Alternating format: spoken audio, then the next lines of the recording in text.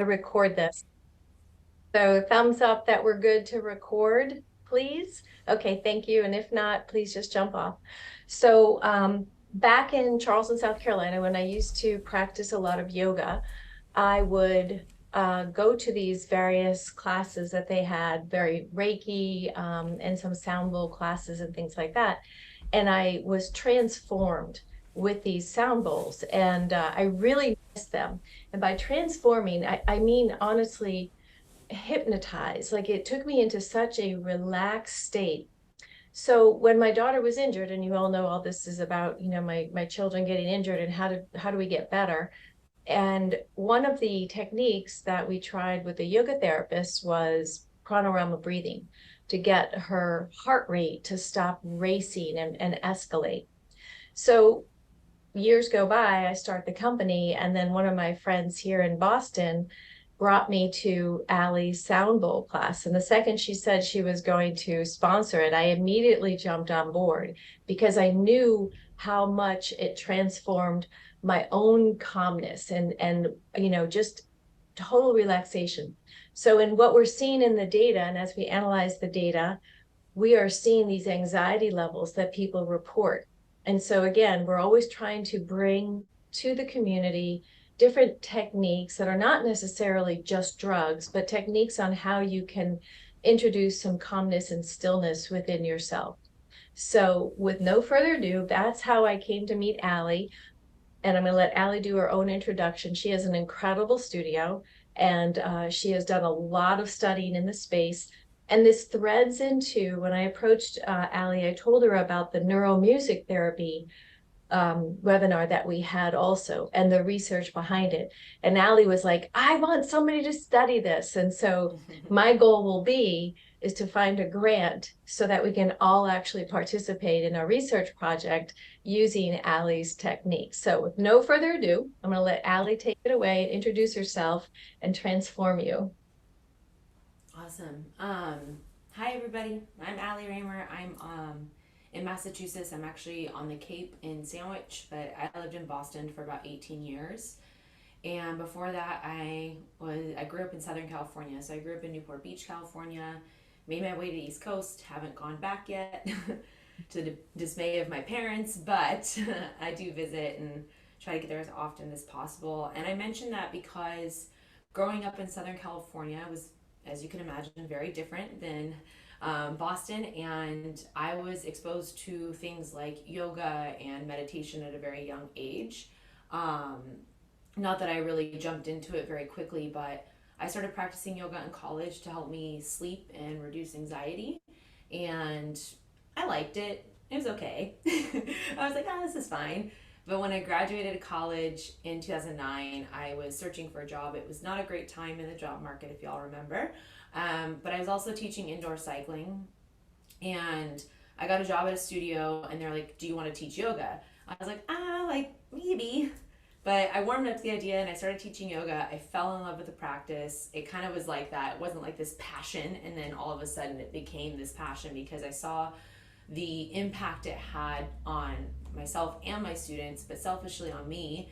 The only way I could describe it is I became a nicer person, and less reactive, more conscientious, more thoughtful. And yoga is an amazing practice because, and especially as an instructor, is there is no ends to the education. There's no ends to the learning. There's so many different styles, so many practices, so many different limbs. It goes beyond the physical. And one big element of yoga, as many of you I know might know, is meditation. And meditation goes beyond yoga as well, but meditation was always really challenging for me because the idea of just sitting still as a fitness instructor was really hard. And then also, someone who has ADHD and a mood disorder, I was all over the place. I was like, I can teach meditation, I can teach you how to do it, but personally I can't do it. And like Lynn, I had a transformative experience with a sound bath, and I'll get into a kind of what sound healing is in a moment. But what I experienced and what I've seen my clients and students experience is this undeniable sense of presence to the point where you have lost concept of time. And which is a powerful thing because it means you're not thinking about the past, you're not thinking about the future, you are simply in the moment. And that is at the core the, I don't like to say goal of meditation, but what you're striving for in meditation is to become super present. When you're living in the present moment, you're absorbing everything around you. It allows you to become self aware. It allows you to regulate your nervous system. It allows you to be and just truly be content. And it's hard to do that all the time. And that's not the idea. You're not going to be present every single moment, every single day. But if you can get little bits and pieces of that throughout your week, little moments of presence, 10 minutes a day, 5 minutes a day, it's been proven, it's been shown. There's so many studies on meditation that it can positively impact your life. And sound healing for me was the only way I could actually find that presence. And I've learned a lot and I've read a lot about different types of meditation. And there's one of my favorite podcasts is Dr. Andrew Huberman. If anyone knows him, he's a neuroscientist, and he does all these really amazing breakdowns of very complex ideas and things, and he shares and teaches people about them. And one of the things he did was on meditation. So there's a couple different types. I'm going to try and speed this up, but being introspective is having a great sense of awareness of what's happening within you, right? And extroceptive is having a great sense of awareness of what's going on outside you and with your senses. So mantra meditation, where you sit and think about something, you sit and think about your breath, you sit and think about a point, your third eye, for example, that's the internal one. And for a lot of us, we're already so internal, we're already living in our heads so much, it kind of becomes a little bit more aggregated. But when you're focusing on other things like your senses, so like your vision, your hearing, your taste, your smell, the touch, it's taking you outside of the body and into the present moment very quickly. So sound healing is using your sense of hearing to focus on something, which helps you come into the present moment because that sound is happening right now when I'm in play all the time. So that's why I think for me it was easier to get to that point because I had something to focus on using my sense of hearing versus just focusing on words in my head. And I share that because I think a lot of people struggle with meditation and they say, well, I can't sit still. I can't turn my mind off. I can't do this. I can't do that, right? We won't get into mindset and all that stuff right now. But that being said, there are other styles of meditation, and that's what I love about sound meditation. Is it's something, and it's been super super successful with my clients and students, and it's very accessible because all you have to do is listen.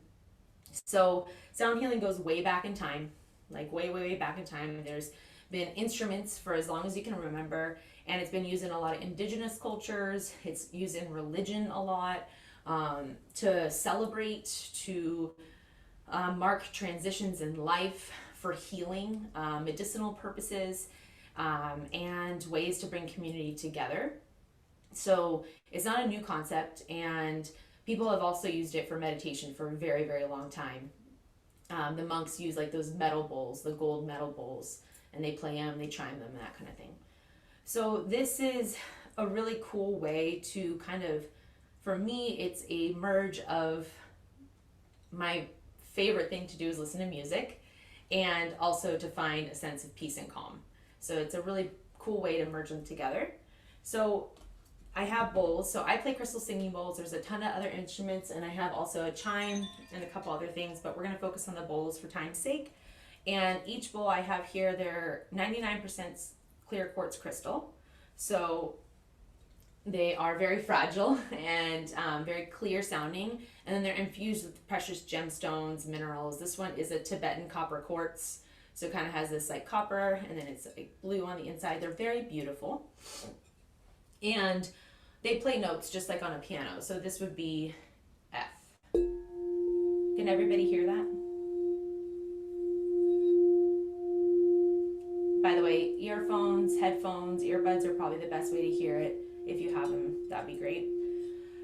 But just like a piano, they play different notes and they're tuned to different frequencies. So I always like to give the example of music, and a lot of us listen to music and we have different tastes of music. Different music gets us going. Pop music was written to help people feel happy. It was written in a way tuned to a frequency that elevated people's moods. where, I mean, I don't know what death metal is tuned to or what frequency it is, but it definitely is a little bit more aggregating, a little bit more intense, right? And you can feel that shift of your energy. So these bowls are tuned to frequencies that are very, very calming, frequencies that can help you get into a very relaxed state. Um, I have not done these studies, but they are doing a lot of studies on different frequencies and playing frequencies for PTSD, anxiety, depression, and playing the frequencies to patients and people who have these ailments and noticing that it's completely reducing their stress and anxiety in those moments. In meditation, they've done studies that it's actually positively impacting and changing brain chemistry, obviously, also moods, and like I said, creating just a more sense of calm and peace for people. For someone who has high anxiety, I've noticed a shift, and it's not that I don't get anxiety anymore. It's that I have a little bit more of a step back moment where I'm like, okay, I'm feeling this way. What are my tools? What's my toolkit? How can I bring it down? Why is this happening? Doesn't matter why, but it's always good to recognize it's okay that it's happening. So all these moments before the anxiety really takes over, I think meditation is allowing you to help you find that because it's helping you slow your brain down. I just talked a lot. So I know. I wanted to kind of give you that idea. And in terms of healing, so when you are sleeping, you're relaxing, you're meditating, and you're getting to this very calm state, it's actually when your body is able to heal. So it's triggering the parasympathetic nervous system, it's the rest and digest, it's, signaling to the brain, releasing those relaxing hormones to really get the body in a state of repair. So when we play the bowl, or when I play the bowls, it's helping you get to that state. So in the healing's happening in those moments where you are very, very relaxed. That being said, even listening to healing frequencies can be very healing. Even just listening, even if you don't feel like you're transported to another world, but even just hearing them can give your brain a moment to be in that state of just calm. The one example I have that I love to share is my mom. She was diagnosed with rheumatoid arthritis last year, and she, God bless her, is wound very tight. She is has a lot of stress, a lot of anxiety, and she started listening to my sound baths. I have everything virtually as well. I have like an on-demand library, you can listen to them, but she listens to sound baths every single morning. She started listening to them before she went to her doctor's appointments, and they've noticed a decrease in her blood pressure, significant decrease in inflammation, and she has reported back to me that she is feeling happier and more grounded.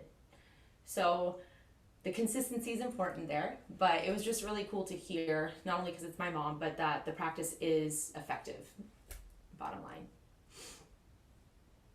I'm going to add to all that on the research side. So I'm going to let you, but I'll do that at the end. I'll let you go ahead and do like a little sample, Allie. Folks Yeah. are coming in, but that's okay. We'll have this for the replay so they can hear all the background.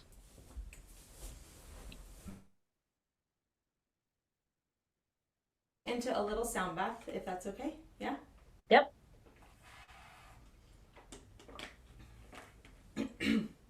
Excuse me. A little bit raw today, but we'll be okay.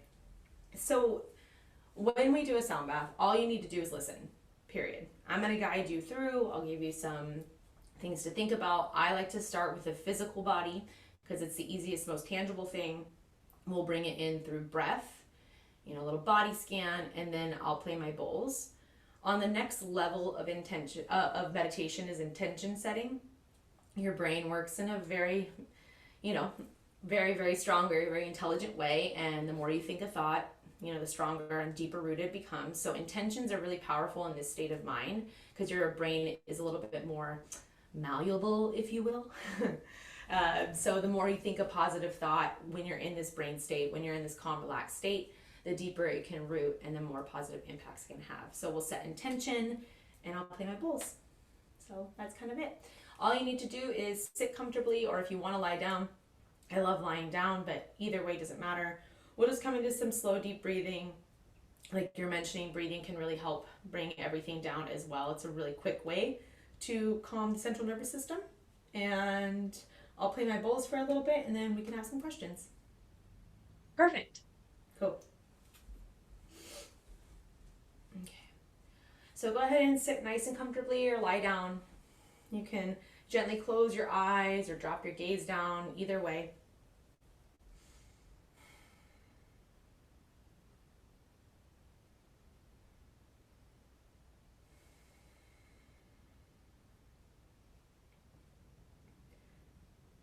Without doing too much here,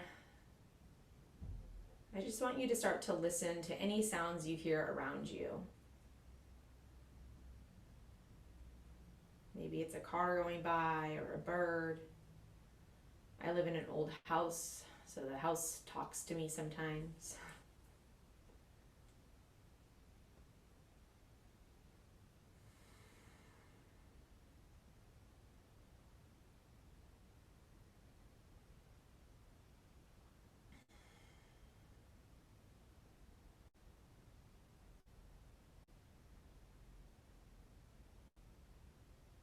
We're going to take 3 deep breaths together, really just focusing on expanding the breath low. And then when you exhale, lifting everything up from the pelvic floor up and bringing all of your air out. And you'll purse your lips on the exhale like you're blowing a kiss. So we'll do 3 of those, eyes gently closed or gaze down. Go ahead and inhale through the nose, nice and soft. And then blow the air out, really lifting the belly button up to get all of that air out.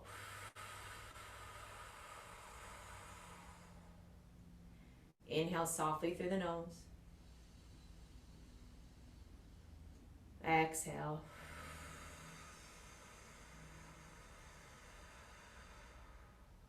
One more time, inhale through the nose. And exhale.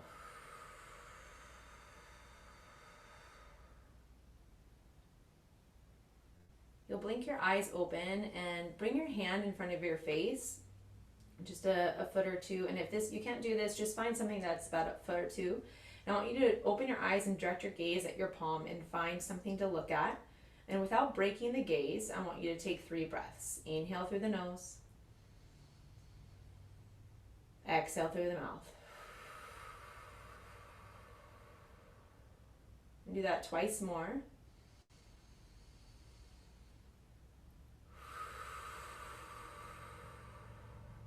Once more.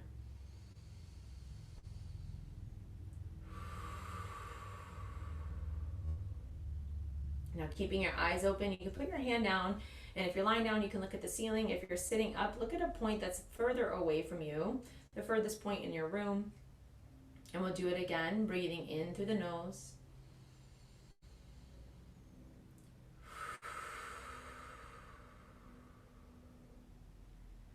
Two more on your own, really finding your focal point with your eyes. And if your gaze shifts, it's okay, just bring it back. And after that third one, you can close your eyes or drop your gaze down. And then bring your intention to the space between your eyebrows with your eyes closed.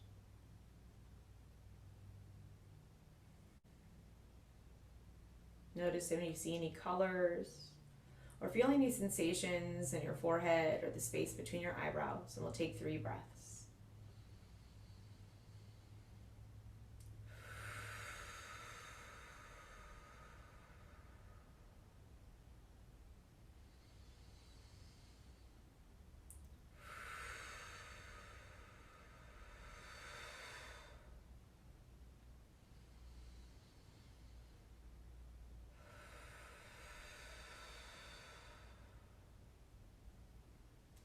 Now begin to breathe normally.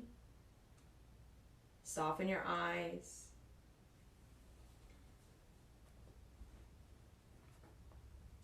And as I begin to play the bowls, just notice any sensations you feel across your body, starting with the crown of your head.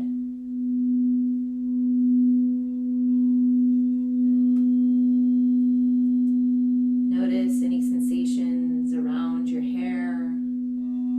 And begin to imagine that you could relax every single muscle at the top of your head.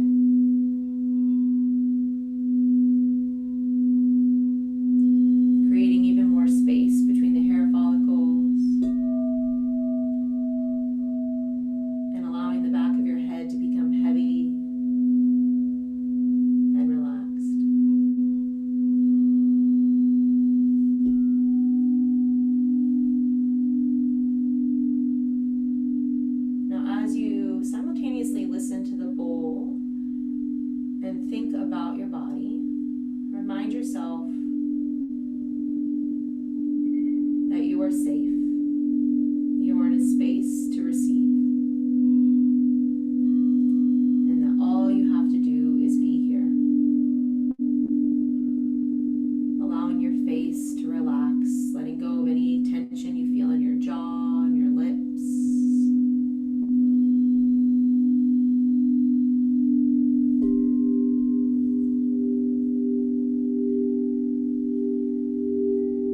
Feel your throat soften and maybe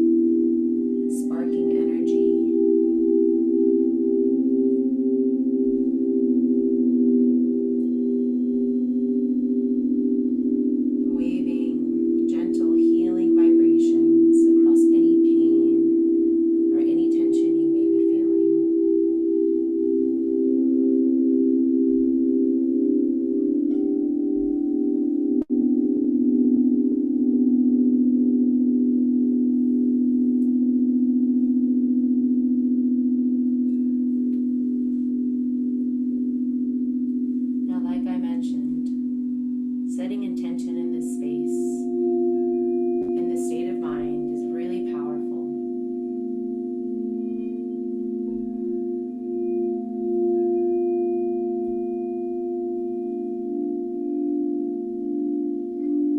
So today, the intention is simple.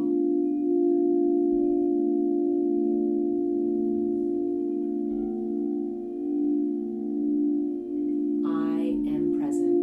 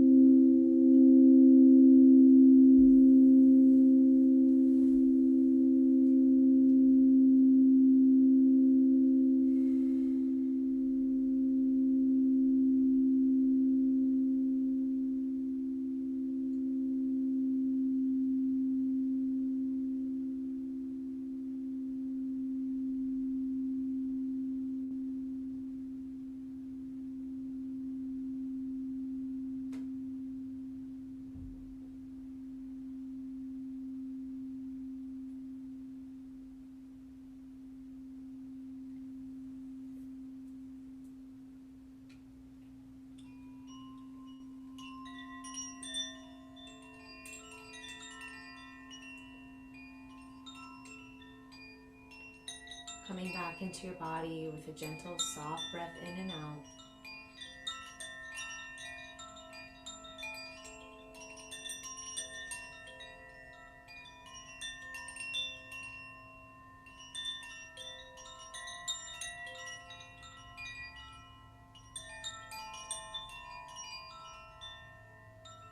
Feel free to wiggle your fingers and your toes.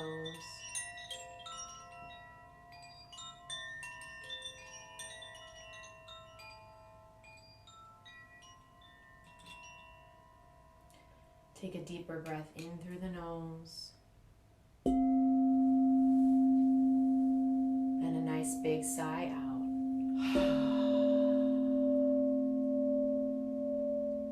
Try that one more time. Deep breath in and deep breath out.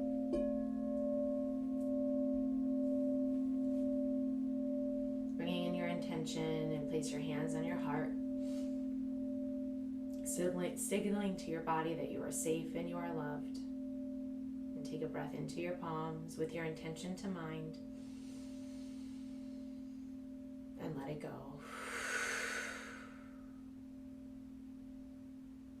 As soon as you're ready, feel free to come back by blinking your eyes open or shifting your gaze up.